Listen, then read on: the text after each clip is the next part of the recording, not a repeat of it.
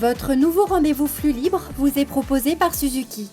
Êtes-vous encore vraiment apte à conduire ? Réflexe, vue, cerveau, le Dr Richter brise le tabou des capacités au volant et c'est en exclusivité pour Flux Libre.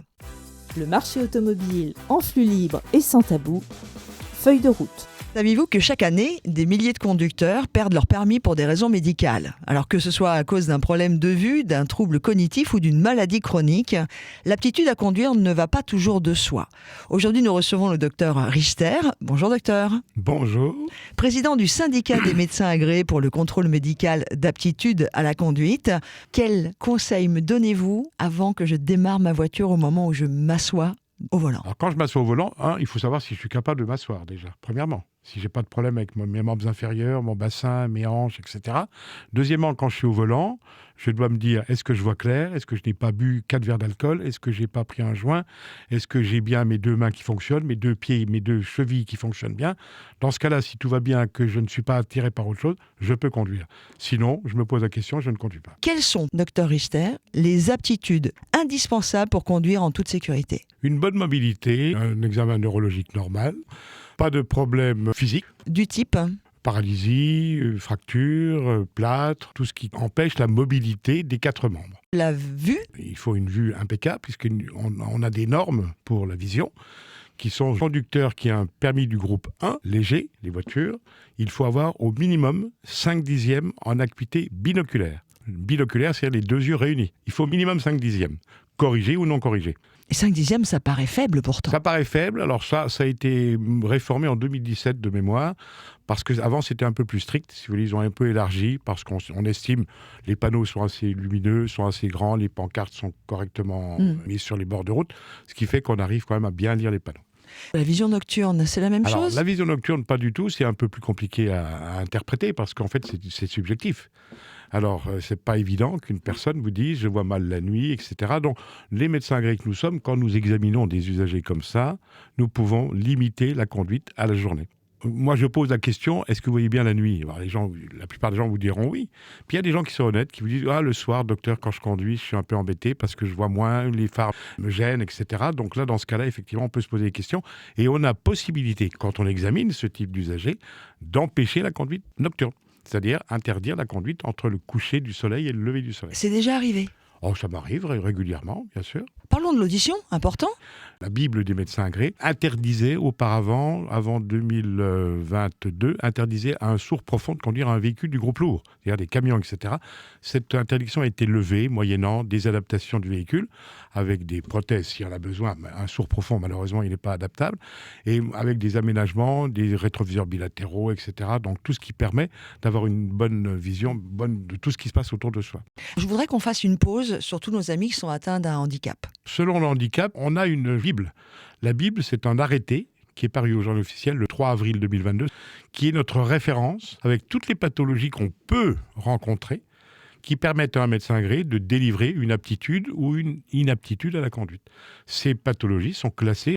Une sclérose en plaques, par exemple, démarre jeune, comment il va évoluer ? Donc si vous laissez un usager qui a une sclérose en plaques, c'est triste bien sûr, mais si vous le laissez conduire sans le surveiller, on ne peut pas savoir, il peut être dangereux à partir d'un certain nombre d'années d'évolution. Donc si vous voulez, il faut qu'il soit vu régulièrement. Donc c'est pour ça que cette Bible nous permet, nous médecins agréés, de prendre des décisions en fonction de la capacité physique et cognitive des usagers qu'on examine. Vous, docteur Dominique Richter, vous qui êtes président du syndicat des médecins agréés pour le contrôle médical d'aptitude à la conduite, quels sont les types de problématiques que vous avez rencontrés et qui vous ont peut-être d'ailleurs le plus bousculé ? Alors, ce qui m'a bousculé, c'est les problèmes neurologiques. C'est qu'actuellement, il y a beaucoup de maladies neurologiques qui sont en développement. On parle de la maladie d'Alzheimer, des mamas, etc. Mais des mamas ? Les maladies d'Alzheimer et maladies assimilées, quoi. Donc, effectivement, toutes ces pathologies peuvent entraîner des complications pour la conduite. Je suis très partisan de sensibiliser, le public à l'aptitude médicale, et 2, surtout les médecins. Tous les médecins qui ont des patients dans leur patientèle qui présente un trouble, le médecin devrait se poser la question, quand il voit son patient, est-ce qu'il est capable de conduire ? Alors c'est vrai que les médecins ne sont pas formés pour ça, parce que dans les études de médecine qui sont longues, on n'a pas encore introduit la notion de sécurité routière. C'est un grand dommage, j'aimerais bien que ce soit fait, qu'on puisse inculquer aux jeunes médecins en devenir une notion sur la sécurité routière et ce qu'il faut faire. La pathologie qui m'a le plus, pas perturbé, mais qui est la plus fréquente, c'est l'hypertension artérielle. J'ai fait diagnostiquer des hypertensions chez des usagers que je voyais qui n'étaient pas du tout conscients qu'ils étaient hypertendus. Comment ça se passe? L'examen médical que je pratique vous permet des fois de trouver des chiffres anormalement élevés de tension artérielle. Ok. Moi, je suis médecin, je suis un peu strict, c'est-à-dire que je ne me contente pas du chiffre que je constate, je demande à cet usager d'aller voir son médecin traitant pour faire un bilan. Eh bien, une fois sur deux, il revient avec un courrier. Et souvent, d'ailleurs, quand je leur donne un permis limité, ils reviennent en me disant « Docteur, merci ». En quoi cette tension? Parce que vous avez des chiffres qui interdisent la conduite à partir de Je voudrais savoir. 180-110. Alors attendez, prenons le temps. Je suis hypertendu. Oui, traité ou non traité? Non, je suis pas hypertendu en vrai, mais je prends le cas de quelqu'un. Vous parlez d'un usager. Non, prenons les choses les unes derrière les autres. Vous constatez que votre patient est hypertendu. Qu'est-ce qui va se passer dans sa conduite? Pourquoi c'est un risque de le laisser conduire? Parce que l'hypertension est la source des AVC et des problèmes cardiovasculaires. Vous avez un hypertendu qui a une tension artérielle à 200-110, qui peut très bien péter un vaisseau dans son cerveau, dans ses artères cérébrales, entraîner un accident vasculaire cérébral et au volant, malheureusement, c'est dramatique. Est-ce qu'il y a d'autres maladies chroniques qui sont à risque à la conduite? Tout ce qui est neurologique, l'épilepsie, les syncopes, les maladies de Ménière, des tas de maladies qui entraînent des pertes de conscience, pertes de connaissance brutales. Le diabète. Pourquoi le diabète? Parce que le diabète est susceptible de donner des hypoglycémies ou des hyperglycémies qui peuvent entraîner un coma ou une perte de connaissance. La perte de connaissance est la première cause de ces troubles médicaux. Je ne parle pas de l'alcool et des stupes. Donc c'est pour cela que vous faites appel à tous les médecins traitants en disant si vous avez dans votre patientèle des personnes qui sont ou touchées par une maladie neurologique ou par une problématique de diabète et autres, il faut d'abord sensibiliser, j'imagine, dans un premier temps, le patient lui-même. Complètement. Lui conseiller d'aller voir un médecin agréé s'il a une de ces pathologies. Comment faire? Par exemple, je suis atteinte d'un diabète qui évolue malheureusement pas très bien. Est-ce que le rôle de mon médecin traitant n'est pas de me dire « je vous envoie voir un médecin agréé pour la conduite, je ne peux pas vous laisser comme ça tout seul dans la nature ». Alors, le rôle du médecin traitant, premièrement, c'est de traiter le diabète et d'essayer de corriger les anomalies. Deuxièmement, il ne peut pas l'envoyer voir un médecin agréé, il n'a pas le droit de le faire. Il ne peut que lui conseiller. Oui, bien sûr. Il lui conseille, ce que je dis toujours à mes confrères, notez-le dans votre dossier médical. En cas d'accident, vous direz, j'ai prévenu l'usager. Après, l'usager, il fait ce qu'il veut. Le conducteur, s'il ne veut pas aller voir un médecin, c'est son problème à lui. Ce n'est pas le problème de la société. Le problème, c'est que ça risque d'entraîner un accident. On a vu que ce qui peut entraver les aptitudes à la conduite, il y a certaines maladies. Est-ce que certains médicaments... Complètement. Lesquels? Tout ce qui est la classe des psychotiques, certains antidépresseurs. Il y a une classification qui a été faite par la ANSM, Agence nationale de sécurité des médicaments, qui a classifié les médicaments en 3 classes, les pictogrammes sur les boîtes de médicaments, pictogramme jaune, orange et rouge. Quand vous avez un pictogramme rouge, ça veut dire interdiction de conduire. Et je recommande, moi, à mes confrères médecins qui prescrivent les médicaments, quand il y a un pictogramme rouge sur la boîte de médicaments, ils doivent mettre en dessous interdiction de conduire. D'accord. On n'a pas le droit de conduire quand on prend du Stilnox, par exemple, c'est pictogramme rouge. Et le médecin a un rôle, le pharmacien a un rôle, parce que lui, c'est lui qui délivre le médicament.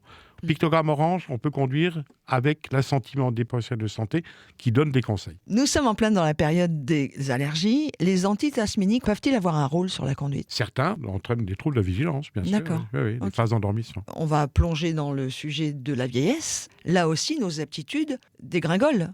Je crois qu'il faut bien clarifier les choses. Les incidents de la conduite ne sont pas liés à l'âge, ils sont liés aux pathologies qui, malheureusement, avec l'âge, évoluent et progressent. Ce n'est pas parce que vous êtes âgé que vous êtes dangereux au volant. Si vous regardez les statistiques strictes et formelles de l'ONISR, vous constatez que la mortalité liée à la conduite des personnes âgées n'est pas si élevée que ça. Et d'ailleurs, la meilleure preuve, c'est que dans les pays étrangers qui ont introduit une visite médicale obligatoire à partir d'un certain âge, les statistiques de la mortalité ne montrent pas une baisse de la mortalité quand on fait une visite médicale. Donc, si vous voulez, la France s'oriente vers un auto-questionnaire ou une auto-évaluation de l'état de santé qui devra être remplie loyalement. Je vais vieillir, j'ai un peu bêtement la sensation quand même que mes réflexes vont bouger, que ma vue va peut-être baisser, que mon audition également. Et ça, c'est normal pour vous, ça ne vous inquiète pas? C'est pas que ça m'inquiète pas. Disons qu'il faut que les gens se prennent conscience eux-mêmes. Je vous disais tout à l'heure, quand on prend le volant, on doit savoir si on est apte à conduire. Donc quand on vieillit, si la vue baisse, on fait ce qu'il faut pour que la vue s'améliore. On a une cataracte, on va faire opérer la cataracte. Et puis vous récupérez une acuité visuelle qui vous permet de conduire. Donc si vous voulez, ça c'est aux médecins, c'est aux ophtalmos de le dire aux gens dans cette pathologie. Tout ce qui est neurologique, c'est pareil. Pour le diabétologue, c'est pareil. Je voudrais en revenir à votre rôle, docteur Dominique Richter. Bon, vous êtes président bien sûr du syndicat des médecins agréés pour le contrôle médical d'aptitude à la conduite et vous avez donc vous-même fait passer des contrôles médicaux. Quels sont les tests que vous faites passer ? Comment est-ce que vous évaluez ces aptitudes à pouvoir récupérer un permis de conduire ? On a l'examen clinique du médecin agréé qui fait un examen normal. C'est quoi un examen Un examen normal ? normal, c'est prise de tension, auscultation cardiaque, auscultation pulmonaire, acuité visuelle, regarder le champ visuel, mesurer l'acuité auditive et surtout la neurologie, les réflexes, la sensibilité, le maniement des membres inférieurs, des chevilles, voir s'il n'y a pas de paralysie des pieds par exemple, qui empêcherait le maniement des pédales, et bien entendu les membres supérieurs pour voir si les deux mains peuvent tenir le volant, pour que la pince soit fonctionnelle, pour que le volant on le tienne à 10h10. Vous cherchez pas la perfection quand vous allez redonner le permis à quelqu'un ? Bien sûr que non. Il y a des gens qui ont des handicaps, on ne peut pas les empêcher de conduire, alors on les surveille. J'aimerais bien qu'on aborde le sujet alcool et stup, parce que moi, c'est un truc qui me perturbe beaucoup. Alors, je siège dans les commissions médicales.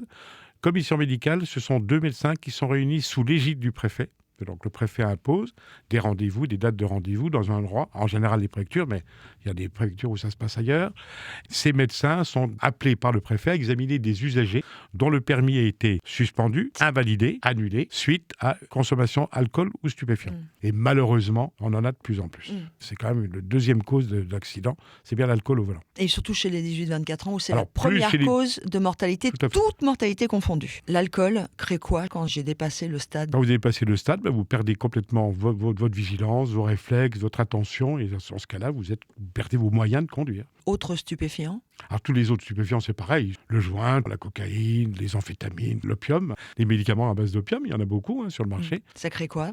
Ça vous crée un manque de discernement, une altération de la vigilance, de l'attention qui vous perturbe votre conduite. Protoxyde d'azote. Alors le protoxyde d'azote, moi, ça me pose problème parce que malheureusement, on ne décrit que les cas mortels. Ça fait quoi ?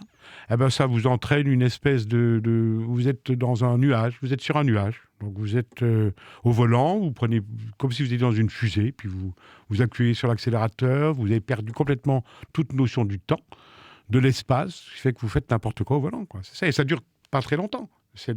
Pas très longtemps peut entraîner un accident. Pour conclure, il faut même, si on a l'impression que tout va bien, une fois par an, faire un petit bilan avec son médecin traitant ? Ma conclusion, ce sera sensibilisation. 1, des usagers qui prennent le volant.